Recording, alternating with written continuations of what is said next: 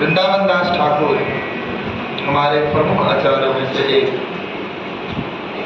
जिनकी कृपा से गौड़ीय वैष्णव वृंदों को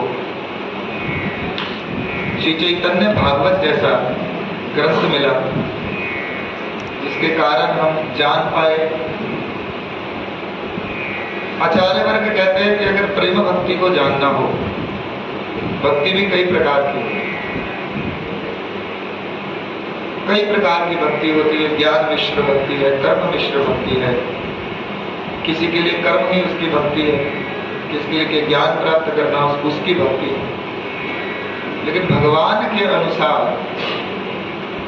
भक्ति क्या है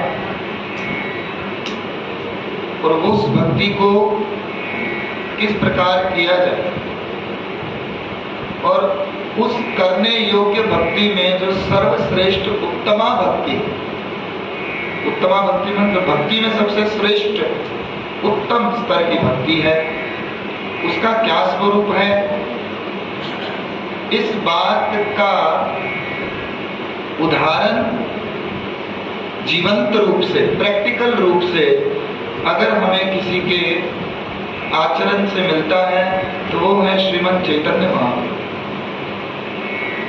प्रेम भक्ति को किस प्रकार से अपने जीवन में उतार करके उस प्रेम भक्ति के क्या लक्षण होते हैं, उस प्रेम भक्ति की क्या क्रियाएं होती हैं, उस प्रेम भक्ति के क्या अनुभव होते हैं, इस बात को जीवंत रूप से अगर एक व्यक्ति को जानना है और उस प्रेम भक्ति को अपने जीवन में उतारना है तो उसे श्री चैतन्य देव का चरित्र अपने जीवन में उतारना होगा।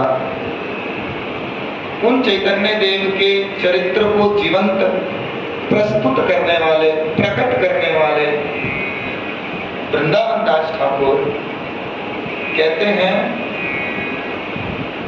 अनेक भाग्य भले, कई जन्मों के भाग्य एक साथ उदित हों। जैसे यहाँ पे एक सूर्य उदित होता है तो इतनी रोशनी हो जाती है। कहते ऐसे अगर करोड़ों सूर्य एक साथ उदित हो जाए किसी के जीवन में तो उसके जीवन में कितना प्रकाश हो। एक सूर्य से एक तरफ सूर्य होता है और हम अगर सूर्य विमुखी हो जाए, सूर्य विमुखी मतलब हम लोग सूर्य से दूसरी तरफ मुख कर लें तो हमारी तरफ परछाई बन जाती है ना।